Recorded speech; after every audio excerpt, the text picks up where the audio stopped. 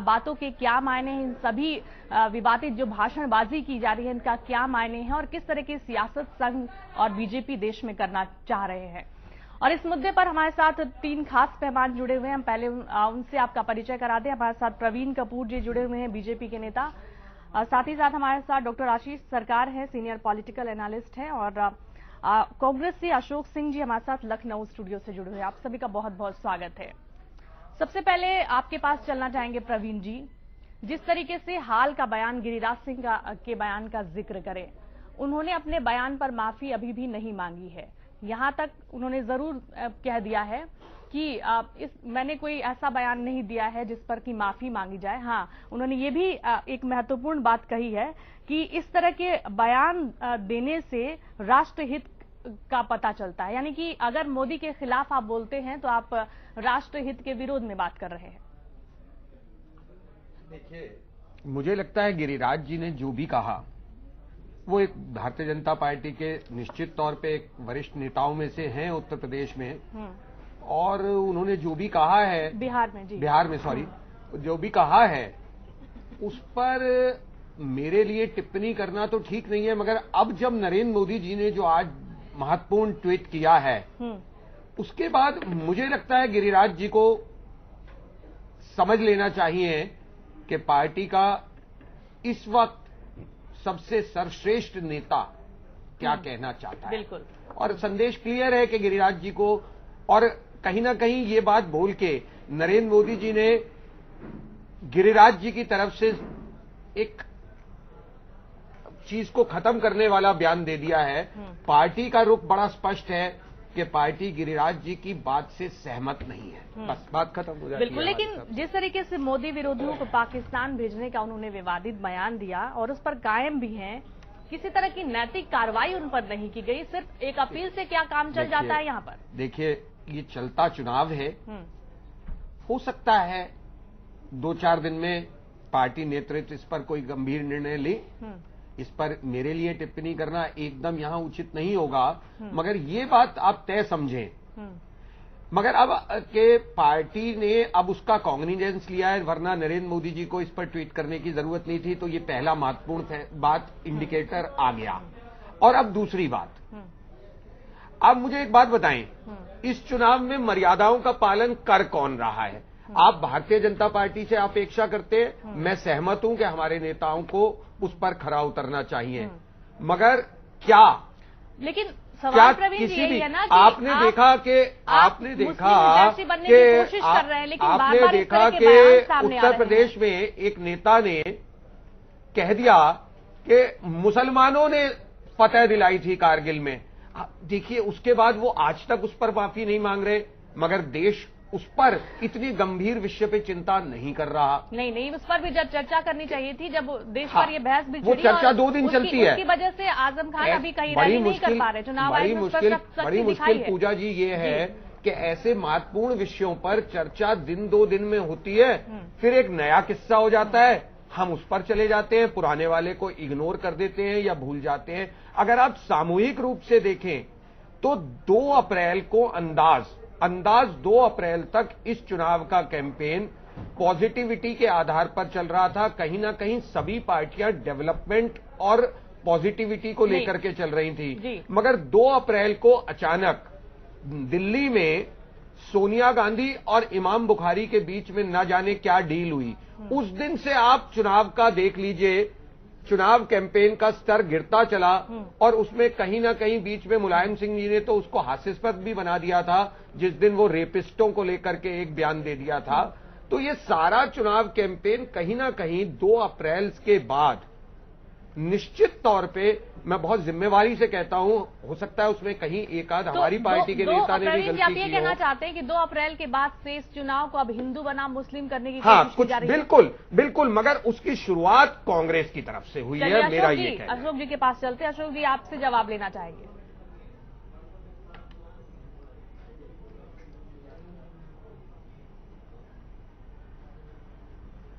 पूजा जी, प्रवीण जी बहुत अच्छा बोलते हैं। 2 चीजें प्रवीण जी से आपके माध्यम से पूछ लूं। विश्व हिंदू परिषद के प्रवीण तोगड़िया जी को लेकर यह बहस हो रही है क्या लगता है कि दो भारत बनाने विश्व हिंदू परिषद चाहते हैं? क्या इस बात से सहमत है जो प्रवीण तोगड़िया जी ने बोला है? नंबर 1। नंबर 2, गिरजा शंकर पर जो आज तक कार्रवाई नहीं की है, क्या देश टूट से चलता है? मोदी जी ने सार्वजनिक जीवन में पीएम के कैंडिडेट हैं, उन्हें अपनी बात को देश के तमाम मीडिया चैनलों में जिस तरीके से वो गुड गवर्नमेंट की बात करते हैं, क्या अपने नेताओं पर विश्व हिंदू परिषद उनकी शाखा है, आरएसएस की शाखा है, उन्हीं के परिषद से अशोक जी हमारा कोई डायरेक्ट सरोकार नहीं है। भारत चलेगा और मैं पार्टी से जुड़े हुए दूसरों लोगों की तरह हिपोक्रेटिक बात नहीं करता। मैं सीधी बात सीधी तरह कहता हूं कि प्रवीण तोगड़िया लगातार एंटी नरेंद्र मोदी काम करते रहे हैं। प्रवीण तोगड़िया के किसी भी बयान से बीजेपी का कोई लेना देना नहीं है। सुनना सीखा करिए, तो प्रवीण जी सुनना सीखा करिए, सियासत में आलोचना भी सुना करिए। आप जब बोल रहे थे मैं नहीं बोला हूं, पूजा जी मैं बिल्कुल प्रवीण जी उन्हें बोलने दीजिए, पहले उनकी बात पूरी कर लेने दीजिए, इसके बाद आप जवाब दीजिए। नेहरू परिवार पर आरोप लगाना, देश में किसने शहादत दी है? हमने इंदिरा जी ने शहादत दी, हमने आतंकवादी में राजीव गांधी को खोया। आप किस तरह की बातें कर रहे हैं? प्रवीण तोगड़िया जी की बात से आप सहमत हैं? बिल्कुल नहीं, बता दीजिए। बिल्कुल नहीं होनी चाहिए। मैं तो मानता हूं कि प्रवीण तोगड़िया जैसे लोग नरेंद्र मोदी जी के कैंपेन को डैमेज कर रहे हैं बीच में बोल के। प्रवीण तोगड़िया के पास कोई मॉरल राइट नहीं है कि नरेंद्र मोदी के चुनाव कैंपेन में बीच में बोले। आपके एक सांसद भी थे पीलीभीत से, उन्होंने भी कहा था। चलिए अशोक जी आपके पास लौटती हूँ, आशीष जी के पास चलना चाहूंगी। आशीष जी क्या आपको लगता है कि इस तरह के बयानों से, अशोक जी आपके पास वापस लौटूंगी, क्या इस तरह के बयानों से आशीष जी बीजेपी की ओर से हिंदू राष्ट्रवाद का जो एक मुद्दा था उसे फिर से उछालने की कोशिश की जा रही है? देखिए मैं सबसे पहले तो ये कहना चाहूंगा कि आज देश पूरी राजनीतिक व्यवस्था वैचारिक दिवालियापन के दौर से गुजर रही है। सामान्यतः जो राजनीति में जो लोग काम कर रहे हैं उनकी एक वैचारिक पृष्ठभूमि होनी चाहिए, एक स्तर होना चाहिए, एक भाषा की मर्यादा होनी चाहिए, एक व्यवहार की मर्यादा होनी चाहिए। वो लक्ष्मण रेखा अक्सर टूटती हुई दिखाई देती है। उसका कारण यह है कि आज इलेक्ट्रॉनिक मीडिया भी उन्हीं बयानों को पकड़ता है जो मर्यादा को भंग करते हैं। अगर आप 60 के दशक में या 70 के दशक के अखबारों को उठाकर देखें तो उस समय अगर इस तरह से किसी ने बयान दिया होता तो किसी भी प्रिंट मीडिया की एक लाइन में भी वो नहीं आता जी।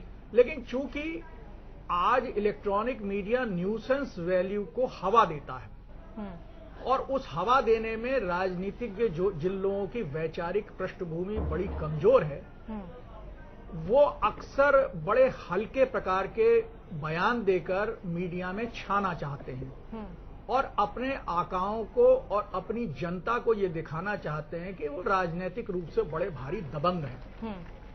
दूसरा कारण यह है कि जो हमारे संविधान में फ्रीडम ऑफ एक्सप्रेशन की जो वाक स्वतंत्रता की जो स्वतंत्रता दी गई है, जो अधिकार दिया गया है, उसके कुछ परिसीमन तय किए गए हैं, लेकिन वो अभी परिसीमन जो हैं वो क्रिमिनल केस की परव्यू के बाहर हैं। उसका परिणाम ये होता है कि जब कोई व्यक्ति भाषाई तौर पर कोई अहिंसा करता है या अपने अपोनेंट को अपमानित करता है तो उसके विरुद्ध जो क्रिमिनल केस चलता है वो महीनों और सालों चलता रहता है। इस देश में हत्या के मुकदमे 20 साल चलते हैं, तो इस प्रकार के भाषा के मुकदमे आप कितने साल चलेंगे और अंत में वो समाप्त हो जाते हैं। तो इस कारण राजनीतिज्ञ निडर हैं। अगर आप में थोड़ी सी पिछले अगर आप अपने क्लिपिंग उठा के देखें तो देश की लोकसभा, राज्यसभा, देश की विधानसभाओं के अंदर इन राजनेताओं का किस प्रकार का व्यवहार रहा। अभी हाल ही में मिर्ची तक झोंक दी गई लोकसभा के अंदर। तो इस प्रकार के लोग जिनकी मानसिकता हल्की है और वो किसी भी पार्टी के हों, उनको न तो किसी सिद्धांत से मतलब है, न उन्हें हिंदूवाद से मतलब है, न राष्ट्रवाद से मतलब है। आशीष जी, क्या इस तरह के जो बयान है बीजेपी में जिस तरीके से मोदीकरण हो गया है, मोदी में बीजेपी हो गया है, उससे जो आक्रामकता दिख रही है उसका कहीं ना कहीं इस तरह के बयानों से कोई संबंध है क्या? मैं ऐसा नहीं मानता हूं। देखिए, जब कभी राजनीति होती है, अगर 70 के दशक में आप लें तो उस समय सारा कांग्रेस इंदिरा में था, या 60 के दशक में या 50 के दशक में नेहरू में था। तो भाई बात यह है कि किसी अगर कोई राजनीतिक दल है और उसमें अगर नेतृत्व बहुत मजबूत है, जैसे अटल बिहारी वाजपेयी जी रहे, तो जनता पार्टी में या भारतीय जनता पार्टी जब बनी तो उसके बाद में अटल बिहारी वाजपेयी का युग शुरू हुआ और सब लोग कहते थे कि भाई हमें एक बार प्रधानमंत्री अटल बिहारी को देना है, इसलिए हम वोट दे रहे हैं।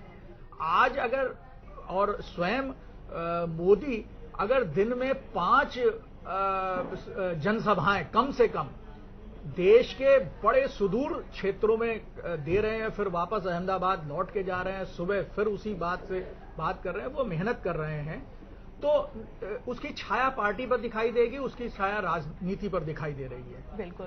तो मोदी में प्रवीण हुआ जी है कहना चाहते हैं? प्रवीण जी बताइए, आप क्या कहना चाहते हैं? मैं आशीष जी की बात से पूरी तरह सहमत होते हुए एक पॉजिटिव बात पर और आशीष जी का और आपका ध्यान लाना चाहूंगा कि पिछले चुनावों में भी और इस चुनाव में भी माननीय अडवाणी जी ने एक बहुत अच्छी बात कही है कि वोट डालना कंपलसरी होना चाहिए। देखिए, ये बड़ी पॉजिटिविटी की बात है, मगर क्योंकि इससे कोई सेंसेशनलिज्म नहीं होता, तो इलेक्ट्रॉनिक मीडिया हो या प्रिंट मीडिया हो, कोई सा भी मीडिया हो, उसको एक बार तो छापता है, दिखाता है और उसके बाद वो बात चली जाती है, उस पर हम कभी चर्चा नहीं करते। वो एक बहुत महत्वपूर्ण बात है कि राजनीति को अच्छा बनाने के लिए वोटर की भी एक जिम्मेवारी है कि वो वोट डालने जरूर जाए। हम बड़े खुश होते हैं कि 60-65% चुनाव हो गया, मगर क्या वो 35% लोग, 40% लोग जो नहीं डालते, वो क्यों नहीं डालते, हम कभी ये आकलन ही नहीं करते। बिल्कुल।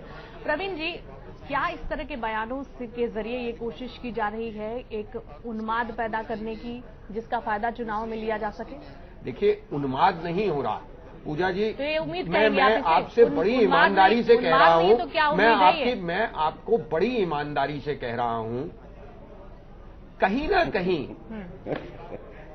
मोदी लहर ने इतना आतंकित कर दिया है। अब से पहले जब भी कभी चुनाव होते थे, मैं आपसे इस हद तक जाके स्वीकार करने को तैयार हूं कि आप अगर मुझसे ये कहती ना, आज से 2009 के चुनाव में हम और आप बैठे हुए होते और आप मुझसे ये कहती कि बीजेपी के किसी नेता ने हिंदूवाद की बात को उठाने की कोशिश की, मैं आपसे सहमत हो जाता।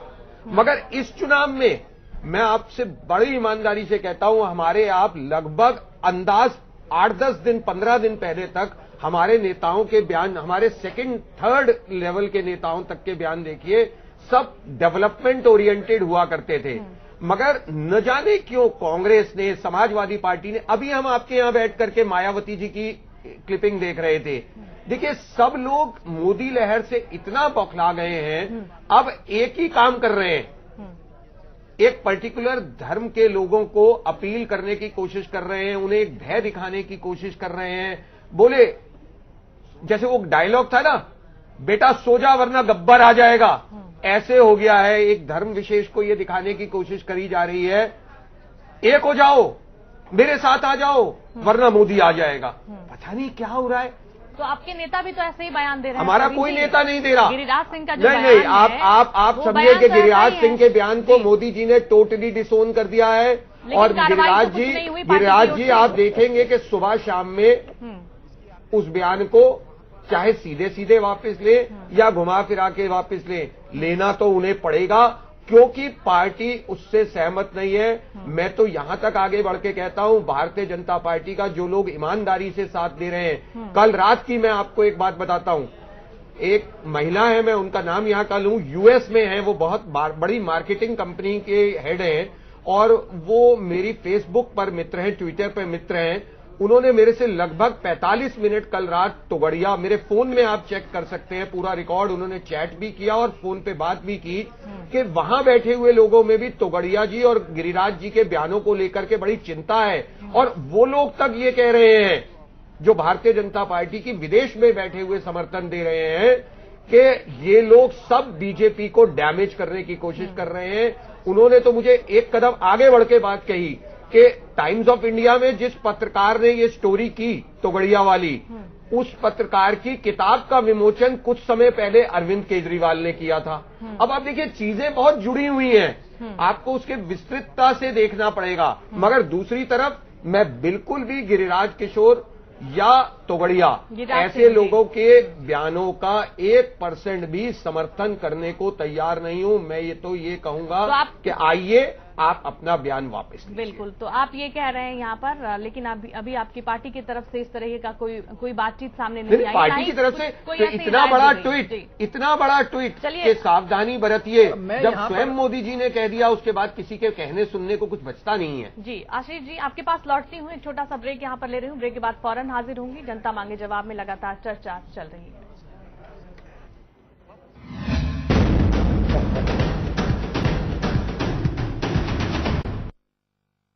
ब्रेक के बाद एक बार फिर से आपका स्वागत है। आप देख रहे हैं जनता मांगे जवाब। बीजेपी की तमाम नेताओं की भाषणों का यहां जिक्र किया जा रहा है, जिसमें खासतौर पर गिरिराज सिंह का फिलहाल का जो आया बयान है उस पर हम चर्चा कर रहे हैं कि किस तरीके से उन्होंने भड़काऊ बयान दिया। हालांकि बाद में पार्टी की तरफ से इस बयान से किनारा कर लिया गया। राजनाथ सिंह ने उन्हें फटकार लगाई और मोदी ने ट्विटर के जरिए ये कहा कि इस तरह के बयान जो है वो भविष्य में नहीं सामने आने चाहिए। लेकिन बड़ा सवाल कि अभी तक कोई कार्रवाई उन पर क्यों नहीं हुई। और इसके अलावा भी और भी कई सारी बातें हैं जिन पर हम लगातार आज चर्चा कर रहे हैं, जिसमें मध्य प्रदेश में भारत विजय अभियान के नाम से बांटा गया एक दस्तावेज का जिक्र भी हम करेंगे, जिस अभियान को आरएसएस का समर्थन हासिल है। तो सबसे पहले अपने दर्शकों को बता दें कि आखिर इस दस्तावेज में क्या लिखा हुआ है। इसमें लिखा हुआ है कि हमको, आपको, हम सबको ये तय करना है कि हम इतिहास बनना चाहते हैं या इतिहास बन जाना चाहते हैं। प्रवीण जी के पास चलेंगे। प्रवीण जी, इस दस्तावेज का क्या मतलब है? इस दस्तावेज का बड़ा सीधा सी बात है। इसमें कुछ कहने सुनने की बात ही नहीं है। इसमें ये कहा है कि आइए हम सब मिलकर इतिहास बनाएं, एक ईमानदार भारत का निर्माण की तरफ चलें, और या फिर ऐसे ही भ्रष्टाचारी सरकारों को झेलते रहे। इतिहास बन जाना चाहते हैं, इसका क्या मतलब है? आप इतिहास तभी बनता है। 1977 में इस देश में इतिहास बना था। लोग कल्पना नहीं कर सकते थे कांग्रेस को उखाड़ के फेंका गया और एक गैर कांग्रेसी पहली बार प्रधानमंत्री बना। उसके बाद दूसरी बार इतिहास बना था इस देश में जब वीपी सिंह ने सरकार बनाई थी। उसके बाद तीसरी बार इतिहास बना जब अटल जी आए और 6 वर्ष तक सरकार बनी। और या अब हम इतिहास बनाने की ओर चल रहे हैं जहां ऐसी उम्मीद की जा रही है कि पहली बार शायद भारतीय जनता पार्टी स्वयं इतनी सशक्त आएगी कि हमारी अपनी सरकार भी बन सकती है। बनाएंगे हम एनडीए की सरकार, आशीष जी, मगर बन आपको क्या लगता है इस तरह का दस्तावेज का वितरण करना, वो भी मध्य प्रदेश में जहां पर बीजेपी की सत्ता है, किस तरीके से आप इसे देखते हैं? देखिए, जब राजनीति में चुनाव होते हैं तो चुनाव में वोटर के मन को जीतने के 2 तरीके होते हैं। एक होता है तर्क, जिसमें है विकास, भ्रष्टाचार, महंगाई, गरीबी, बेरोजगारी। ये तर्कों के आधार पर वोटर को ये समझाया जाता है कि भाई जो सत्ताधारी पक्ष है उसने इन सब मुद्दों पे अच्छा काम नहीं किया है, हम अच्छा काम करके देंगे। दूसरा एक महत्वपूर्ण चीज है कि मानव बुद्धि या मानव को काम करने के लिए एक भावनात्मक कारणों की आवश्यकता होती है। उदाहरण के तौर पर स्वतंत्रता आंदोलन के समय में ये बात सही थी कि अंग्रेजों से हमें स्वतंत्र होना है। उस समय आपने देखे होंगे बहुत सारे इस प्रकार के नॉवेल लिखे गए, कविताएं लिखी गईं, गाथाएं लिखी गईं, वंदे मातरम जैसा नारा आया, जिसमें देशभक्ति भावनात्मक रूप से लोगों को उद्वेलित करने की शक्ति है। अब होता यह है कि जब दस्तावेज बांटे जाते हैं, उसका मूल उद्देश्य यह है कि लोगों के अंदर जो भावनात्मक पक्ष है उसको उद्वेलित कर उस वोटर को अपनी ओर आकर्षित करना।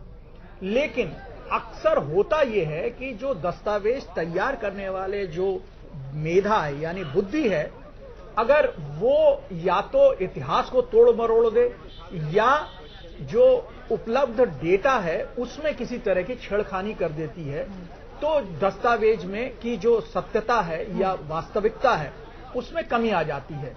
मैं दस्तावेज के ऊपर कोई कमेंट नहीं करना चाहूंगा, क्योंकि जिसने लिखना था या जिसने बांटना था ये उसका काम है और उसका मूल्यांकन करना पढ़ने वाले का काम है, मेरा काम नहीं है।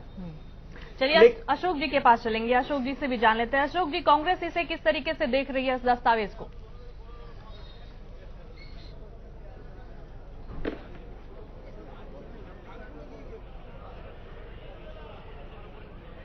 हेलो जी अशोक जी, क्या आप तक आवाज पहुंच रही है? पूजा जी, मैं प्रवीण जी से मैं दस्तावेज के बारे में दोबारा बात करूंगा। अब इन्होंने इतिहास बनाने की बात की। हाँ, आपकी आवाज आ रही है पूजा जी? मैं प्रवीण जी से आपके माध्यम से एक बात पूछ लूं। अभी विश्वनाथ प्रताप सिंह की बात कर रहे थे, अब दुनिया में नहीं है, मैं नाम इसलिए ले रहा हूं क्योंकि अभी इन्होंने जिक्र किया। झूठ के दम पर कितना झूठ विश्वनाथ प्रताप सिंह ने कागज को दिखा दिखाकर पूरे देश के सामने कहा कि बोफोर्स तोप के नाम और राजीव गांधी जिसने देश के लिए शहादत दी, उसके झूठे नाम का प्रयोग विश्वनाथ प्रताप सिंह ने कहा। ठीक है, जनता को बरगलाया जा सकता है। आज जिस तरीके से प्रवीण जी कह रहे हैं कि हमारी सरकार आ रही है, अरे भाई 16 मई तक आप तो मुझे लगता है मंत्रिमंडल भी बना दोगे। और जिस तरीके, मैं एक और बात आपसे पूछ लूं, क्या प्रवीण तोगड़िया पर विश्व हिंदू परिषद के जो क्या मंच पर भारतीय जनता पार्टी के नेता देश में कभी मंचों पर काम नहीं किया? इन्होंने किया है। क्या उन पर कार्रवाई होनी चाहिए कि नहीं होनी चाहिए? लेकिन मतभेद हो क्या गए। गिरजा किशोर पर कार्रवाई होनी चाहिए नहीं होनी चाहिए? क्यों नहीं हो रही है? क्या मोदी जी ट्वीट कर जिम्मेदारी खत्म करना चाहते हैं? देश को असली चेहरा बताना चाहिए और कार्रवाई करनी चाहिए। अगर अपने घर से नहीं शुरुआत कर लें और कहें कि हमने कार्रवाई की है, कार्रवाई क्यों नहीं कर रहे हैं? पूरे देश के सामने चैलेंज है, प्रवीण जी बैठे, अगर स्वीकार कर लें और कहें कि तोगड़िया खिलाफ कार्रवाई की मोदी जी मांग करनी चाहिए, क्यों नहीं मांग की उन्होंने अभी तक? ट्वीट कर जिम्मेदारी खत्म नहीं हो जाती। प्रवीण जी, सवाल ये भी है कि गुजरात में उनके खिलाफ कार्रवाई हो सकती थी। बांटकर देश को बांटने का काम किया, आपको अशोक बांटने का काम किया और ये देश में देखा गया। अशोक जी, आप फिर कहेंगे कि बीच में बोल के रोकते हैं मुझे, मगर आपको शायद जानकारी नहीं है कि तोगड़िया जी पर भावनगर में ऑलरेडी, जो कि गुजरात बीजेपी शासित भावनगर है, वहां ऑलरेडी उन पर केस रजिस्टर्ड हो चुका है। और तोगड़िया जी सारा देश जानता है कि नरेंद्र मोदी के गुजरात में तोगड़िया जी ज्यादा उछल कूद नहीं पाते हैं। चुनाव नहीं, बात आप नहीं कि आपने केस दर्ज नहीं किया। अरे आपने केस दर्ज नहीं किया। अरे आप कैसी बात कर रहे हैं? हमारे एसडीएम ने केस दर्ज किया है, हमारे एसडीएम ने केस दर्ज किया है। और अगर आप वैसे बात करते हैं तो अशोक जी, आपको ध्यान रखना चाहिए कि जब चुनाव का पीरियड चल रहा होता है, हर निर्णय इलेक्शन कमीशन लेता है। आपकी जानकारी में डाल दूं, अगर ऐसी कोई चीज उत्तर प्रदेश में भी करनी होगी तो इलेक्शन कमीशन ही करवाएगा। इस वक्त इलेक्शन कमीशन की सरकार है। आशीष जी के पास चलिए। आशीष जी, 2002 गुजरात के 2002 के दंगों के दौरान अगर तोगड़िया की बात करें तो उनके ही भड़काऊ भाषण से नरेंद्र मोदी की जो छवि है वो हिंदू हृदय सम्राट की बनी थी। बाद में 2014 आते आते तस्वीर बहुत ज्यादा बदल गई, उसके बाद दोनों में मतभेद भी बहुत ज्यादा हुए। लेकिन अब क्या लगता है आपको, जिस तरीके से तोगड़िया जैसे लोगों का इस तरीके का विवादित बयान सामने आ रहा है, क्या बीजेपी के लिए इसकी वजह से संकट खड़ा हो सकता है आगे? देखिए, हर काल और परिस्थिति में इश्यूज डिफरेंट होते हैं। उदाहरण के दौर में जिस समय बाबरी ढांचा का विध्वंस हुआ था, उस समय हिंदूवाद, राष्ट्रवाद, मंदिर का मुद्दा था, उसके बाद में मंडल का मुद्दा आ गया, कभी बोफोर्स का मुद्दा आ गया। तो मुद्दे समय समय पर बदलते रहते हैं, लेकिन कुछ जो विशेषज्ञ होते हैं कुछ एक विशेष मुद्दे के, वो अपने मुद्दे का सिक्का बिना सीजन के चलाने की कोशिश कर देते हैं। बस वहीं वो गलती कर जाते हैं। प्रवीण तोगड़िया जी बहुत अच्छे वक्ता हैं, अपनी बात को बड़ी अच्छे ढंग से रखना जानते हैं, लेकिन इस समय सीजन उनका नहीं है, ये उनको समझ लेना चाहिए था। और वो बयान इस प्रकार दे गए जो वो गैर कानूनी है, कानूनी दृष्टि से उनके ऊपर कार्यवाही की जा रही है। अब ये देश लोकतांत्रिक देश है। इस लोकतांत्रिक देश के अंदर अगर आप चाहें कि भारतीय जनता पार्टी विश्व हिंदू परिषद के किसी पदाधिकारी के ऊपर कार्यवाही करेगी, तो ये तो भारतीय जनता पार्टी के लिए संभव नहीं है। उसमें कानून के अंदर जो प्रावधान है, इलेक्शन कमीशन उसका कार्यवाही कर रहा है, और जो भी एफआईआर होगी, जो भी क्रिमिनल केस चलेगा, वो इलेक्शन कमीशन और न्यायालय चलाएगा। इसके लिए बहुत जल्दीबाजी नहीं की जा सकती है।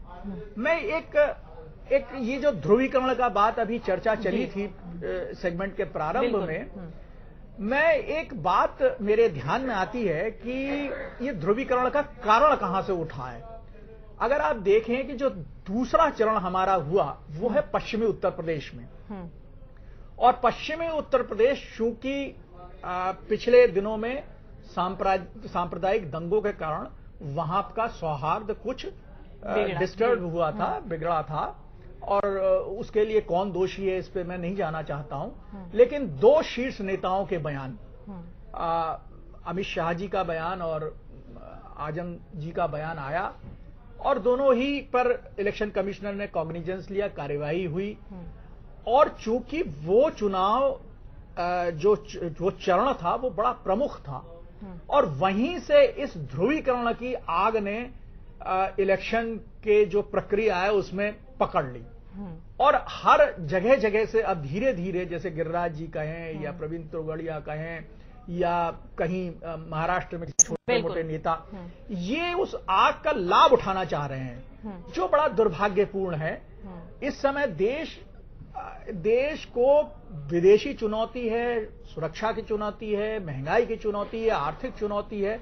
इसकी ओर आज युवा और सारा का सारा देश देख रहा है। यहाँ का किसान, मजदूर, उद्योगपति, विदेशों से आने वाला जो पूंजीपति है वो, और ऐसे मौके पर ये भावनात्मक मुद्दे, आज मैं वैसे शायद हमारे कांग्रेस के वरिष्ठ नेता और स्पीकर को थोड़ा बुरा लगेगा, मैं प्रियंका जी की भी भाषण सुन रहा था, उनका बड़ा मार्मिक भाषण था, और वो वहां की जो रायबरेली की जो जनता है उसको बोल रहे थे। तो कमोवेश हर नेता जनता को मुख्य मुद्दों से हटाकर भावनात्मक मुद्दों से शोषित करना चाहता है, अंग्रेजी में जिसको एक्सप्लॉइट करना चाहता है, ऐसा प्रतीत हो रहा है मुझे। और कई बार कुछ लोग शालीनता से इसको एक्सप्लॉइट कर पा रहे हैं, कुछ लोग जो है उसकी सीमाओं का उल्लंघन कर देते हैं और टेलीविजन के चैनल पे आ जाते हैं, बार बार वो रिपीट होते हैं, और उनके ऊपर इलेक्शन कमीशन या कानूनी कार्यवाही होती है, पुलिस कार्यवाही करती है। इस प्रकार की सिलसिला चल रहा है। लेकिन एक बात आपको ध्यान देने वाली बात है, पिछले चुनाव के बनिस्पत मुकाबले में इस चुनाव में अगर आप देखेंगे तो इस प्रकार की घटनाएं कम हो रही हैं, और अगर हो रही हैं तो तुरंत चुनाव आयोग, जनता, वोटर और मीडिया, ये तीनों इसका कॉग्निजेंस ले रहा है, इसको बड़े जोर से इसका विरोध हो रहा है, और स्वयं जो विपक्षी पार्टी है वो भी विरोध कर रही है। तो ये एक बहुत बड़ा अच्छा संकेत मानता हूं मैं कि इस प्रकार के जो हल्की बात करके, सतही बात करके जो वोटर का ध्यान आकर्षित करना चाहते हैं, उनकी दाल अब गलने वाली नहीं है, ये बिल्कुल निश्चित सा हो गया है, और उनको अब ये जो तरीका है ये बदलना पड़ेगा। और अब जैसे प्रवीण तोगड़िया जी हैं, उनको बीजेपी से कुछ लेना देना नहीं है, उन्होंने ये बयान दिया है, हालांकि उसको चुनाव से जोड़कर देखा जा रहा है, तो अब उसका विरोध सब जगह हुआ है। स्वयं भारतीय जनता पार्टी के कोई भी नेता उनके पक्ष में खड़ा नहीं दिखाई दे रहा है। बीजेपी ने इस बयान से किनारा किया, लेकिन संघ की तरफ से अभी भी उनका बचाव किया जा रहा है। ये बात देखिए, बात यह है कि प्रवीण तोगड़िया जी ने जो अपनी बात कही है उसके कई अर्थ निकाले जा सकते हैं, और अक्सर क्या होता है कि ये माइंडसेट की बात है कि जिस बात को आप सुन रहे हैं, आप किस माइंडसेट पर बात कर रहे हैं। अगर राष्ट्रीय स्वयंसेवक संघ बचाव कर रहा है या नहीं कर रहा है, इसकी पुष्ट जानकारी मैं नहीं दे सकता जी। लेकिन कोई भी संगठन, मैं किसी एक व्यक्तिगत संगठन का नाम नहीं ले रहा हूं, जो प्रवक्ता हैं आरएसएस के राम माधव, उनका ट्वीट है, और उसमें ट्वीट में उन्होंने लिखा है कि प्रवीण भाई ने वैसा कुछ नहीं बोला जो उनके नाम पर कहा जा रहा है, ये एक फर्जी खबर थी, कोई स्वयंसेवक इस लाइन पर नहीं सोच सकता। तो इस तरीके से बचाव किया गया ट्वीट के जरिए। अब इसमें आप देखिए, राम, आप कह रही हैं राम माधव जी उनका बचाव कर रहे हैं। हाँ। निश्चित तौर पे इसे बचाव कहा जाना चाहिए, मगर इस बात में संघ ने ये कहा है कि ये बयान खबर फर्जी है। मैंने भी इस बात की शुरुआत में कहा था वीडियो तो कि हमें आया है ना प्रवीण जी। देखिए, मैं मान रहा हूं, मगर हो सकता है कई बार वो कब का है, कब दिखाया जा रहा है, ये भी एक मैटर होता है। मैं प्रवीण तोगड़िया का 1% भी कहीं कोई समर्थन सपोर्ट दिखा दिया चैनल के बाद, मगर दूसरी बात, राम माधव जी ने भी, अगर यह बात सही साबित हो जाती है उस केस में देखिए, प्रवीण तोगड़िया ने स्वयं कल ये कहा कि ये फर्जी है और मैं टाइम्स ऑफ इंडिया को लीगल नोटिस भेज रहा हूं, उन्होंने ये कहा। तो अब अगर राम माधव जी ने कोई बात कही है तो निश्चित तौर पे प्रवीण तोगड़िया जी के उस बयान के आधार पे कही है। लेकिन ऐसे बयानों से जो वोटर्स है उसके माइंडसेट पर तो असर पड़ता है ना प्रवीण जी। एक बार वोट देने से पहले वो तो सोचेगा ऐसा। आप पूजा जी ईमानदारी से माने, मैं तो आज की तारीख में ये कहूंगा कि जो लोग भारतीय जनता पार्टी को, जो लोग एक मजबूत राष्ट्रवाद की सोच के साथ नरेंद्र मोदी को वोट देने जा रहे हैं, ऐसे बयान अगर सही हैं तो वो मोदी जी की उस लहर को नुकसान पहुंचाते हैं। हमें तो ये चिंता है कि ऐसे लोग बोल के हमारा नुकसान कर रहे हैं। हम तो उनका डिफेंस करना तो दूर, हमें तो उनको साथ खड़ा करने में भी शर्मिंदगी है। मैं तो ये मानता हूं आज देश का हर व्यक्ति मजहब, जात पात, हर चीज से ऊपर उठ करके मोदी जी को समर्थन इसलिए दे रहा है क्योंकि वो अपने अपने परिवार की आर्थिक खुशहाली का सपना बुन रहा है। बिल्कुल। अब यही सवाल अब ब्रेक के बाद भी मैं उठाऊंगी कि अगर नरेंद्र मोदी अपनी रैलियों में बार बार विकास, रोजगार, भ्रष्टाचार मुक्त भारत का जिक्र कर रहे हैं तो अपनी पार्टी के अंदर या फिर अपने जो सहयोगी हैं उनके साथ उनका ये तालमेल क्यों नहीं बैठ पा रहा है और क्यों इस तरह की बयानबाजी जो है वो सामने आ रही है। ब्रेक के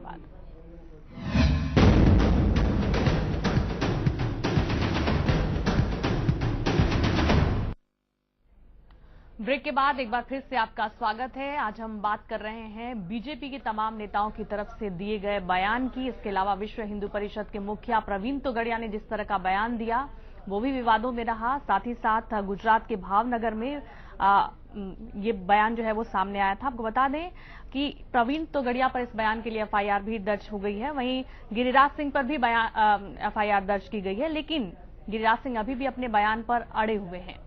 तो सबसे बड़ा यहां पर सवाल अब ये उठता है आशीष जी कि बीजेपी और संघ का असली चेहरा क्या है। अगर ये तमाम नेता इस तरह की बातें कर रहे हैं, इसके पहले वसुंधरा राजे, अमित शाह के बयान भी सामने आ चुके हैं जो कि जिम्मेदार पद पर बैठे हुए नेता हैं, उन लोगों की तरफ से भी ऐसी बयानबाजी सामने आ चुकी है पहले। तो क्या संघ का असली चेहरा ये है? और अगर असली चेहरा ये है तो फिर नरेंद्र मोदी अपने भाषणों में विकास की बात क्यों करते हैं, भ्रष्टाचार मुक्त भारत की बात क्यों करते हैं? देखिए, अगर आप राष्ट्रीय स्वयंसेवक संघ की बात कर रहे हैं तो राष्ट्रीय स्वयंसेवक संघ 1925 से अब तक एक राष्ट्रीय राष्ट्रवाद के आंदोलन पर चलने वाला संगठन है और इसमें हजारों नहीं लाखों की तादाद में स्वयंसेवक हैं और इसकी शाखा प्रशाखा भारत के अंदर ही नहीं विश्व के विभिन्न देशों के अंदर है। इसकी अपनी थॉट ऑफ स्कूल है और इसको आप किसी राजनीतिक दल या किसी एनजीओ के साथ बराबरी नहीं कर सकते क्योंकि बीबीसी का जो अब तक का विश्व का सबसे बड़ा सर्वे रहा है उसमें राष्ट्रीय स्वयंसेवक संघ को विश्व का सबसे बड़ा संगठन और वैचारिक रूप से समृद्ध संगठन माना गया है। तो ये शब्द की असली चेहरा राष्ट्रीय स्वयंसेवक संघ का ये है, इस पर मैं निश्चित तौर पे मुझे अच्छा शब्द नहीं लगता है। आशीष जी, मेरा एक और सवाल यहाँ, वक्त की कमी इसलिए मैं जल्दी जल्दी आपसे जवाब चाहूंगी कि अगर ऐसा नहीं है, मोदी के उभार के साथ आपको लगता नहीं कि ऐसी मानसिकता भी जो है वो उभरी है कि जहां मोदी की आलोचना हुई वहां पर बौखला जा रही है या फिर हिंसा पर भी उतारू हो जा रही है? ये भी जाहिर किया जा रहा है। हजारों लाखों कार्यकर्ता हैं भारतीय जनता पार्टी में, राष्ट्रीय स्वयंसेवक संघ में, कांग्रेस में या मान लीजिए आज अरविंद जी को बार बार हमले हो रहे हैं या चांटे पड़ जाते हैं। तो देखिए, ये देश 125 करोड़ का देश है, ये विविधताओं का देश है, इसमें वैचारिक भिन्नताएं हैं, सोच है, लोग हैं। और किसी भी संगठन, बड़े संगठन के अंदर एकाध कोई व्यक्ति या एकाध कोई नेता कोई लीक से हटकर, कोई परंपराओं से हटकर, या किसी कई बार ऐसा होता है कि जरूरी नहीं है कि उसने ऐसा कहा हो या वो पुराना कोई बयान हो उसका इस्तेमाल कर लिया गया। बहुत सारी बातें, ये जांच का मामला है। कहने का मेरा अर्थ ये है कि उसके कारण से एक बहुत बड़े संगठन को बदनाम कर देना कि साहब ये बीजेपी का रुख है या ये कांग्रेस का है या मान लीजिए ये राष्ट्रीय स्वयंसेवक संघ का, ये मैं ठीक नहीं मानता हूं। एकाध कोई नेता या वो कभी कदार स्लिप ऑफ टंग भी हो सकता है, मेंटल डिसबैलेंस भी हो सकता है। और आप न्यूज पढ़ती हैं, आपके पास में रिटर्न स्क्रिप्ट होता है, इसके बावजूद भी आप देखेंगे कि 24 घंटे में कहीं ना कहीं किसी शब्द का उच्चारण गलत कर जाते हैं जी। तो कई बार ऐसा हो सकता है कि अच्छा, दूसरी बात यह है कि कई बार जब वक्ता बोलता है तो उसके सामने कई सारी चीजें होती हैं जी। वहां पे स्थानीय परिस्थितियां क्या हैं, हाँ। और वहां के स्थानीय लोग किसी समस्या को लेकर आते हैं, उसके उत्तर में कई बार इस प्रकार का बयान चला जाता है, हाँ। जो सारे देश पर लागू नहीं होता। तो हो सकता है किसी स्थानीय ऐसा कोई मुद्दा हो, हाँ। तो ये सारी बातों का जांच चल रही है और हमारी जांच एजेंसियां, सुरक्षा एजेंसियां। अशोक जी से भी इसी पर प्रतिक्रिया ले लेते हैं। अशोक जी, आप क्या आशीष जी की बात से इत्तेफाक रखते हैं?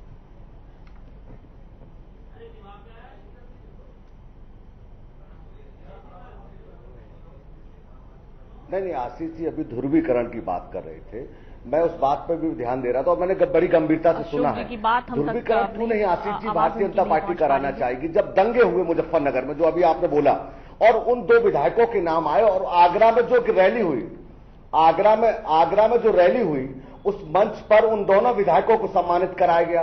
क्या कारण थे?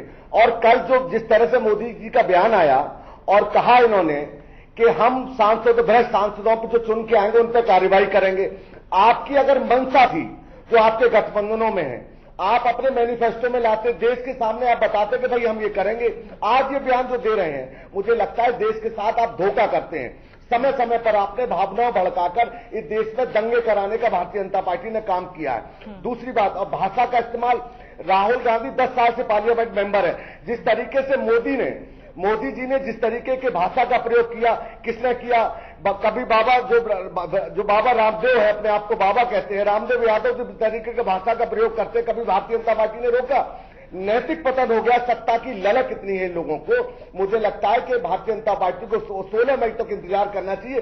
देश क्या तय करेगा, ये सपने देखना बंद करे और कांग्रेस पार्टी अपने काम पर विश्वास करती है। मेरा एक सवाल है, आखिरी सवाल, बहुत कम शब्दों में जवाब दीजिएगा कि क्या ये तमाम बातें जो हो रही हैं यही अच्छे दिन आने के संकेत हैं? देखिए, बिल्कुल इन्हीं में से अच्छे दिन आने का संकेत आ रहा है, क्योंकि देश नरेंद्र मोदी के साथ आ रहा है। और एक बात बोलने की मुझे जरूर इजाजत दीजिए कि ये लोग जो ये बातें उठा रहे हैं, इन्हें दिग्विजय सिंह की कार्यवाहियां नहीं दिखाई देती, जिसने इंस्पेक्टर मोहन चंद की शहादत, जिसे दिल्ली हाईकोर्ट तक ने अपहेल्ड किया, और उसके बाद आज तक दिग्विजय सिंह और अरविंद केजरीवाल, उनके नए सहयोगी, दोनों ये कहते हैं कि बाटला हाउस में दिल्ली में जो हुआ था वो गलत हुआ था पुलिस के द्वारा। प्रूफ हुई, मध्य प्रदेश से जो साधु संत है उनमें बदले दिग्विजय सिंह ने बोला है। दिग्विजय सिंह देश के सबसे बड़े कलंक हैं। अशोक जी, यहीं पर रोकते हैं क्योंकि अब बात बढ़ेगी तो दूर तक जाएगी। और फिलहाल आज का जो हमारा मुद्दा था वो बीजेपी से संबंधित था। उनके तमाम जो नेता हैं उनकी तरफ से जो बयानबाजी आ रही है उस पर केंद्रित था। हालांकि अब नरेंद्र मोदी की तरफ से ट्वीट कर नसीहत तो जरूर दी गई, लेकिन देखना ये होगा कि चुनाव में अभी और भी कई चरण बाकी, आने वाले दिनों में क्या वाकई इस पर रोक लगती है या फिर आने वाले दिनों में कुछ और इस तरह की बयानबाजी और भाषणबाजी सामने आती है। फिलहाल आप सभी का बहुत बहुत शुक्रिया हमारे साथ जुड़ने के लिए। और जनता मांगे जवाब में आज के लिए बस इतना ही। छोटा सा ब्रेक, खबरों का सफर आगे बना रहेगा।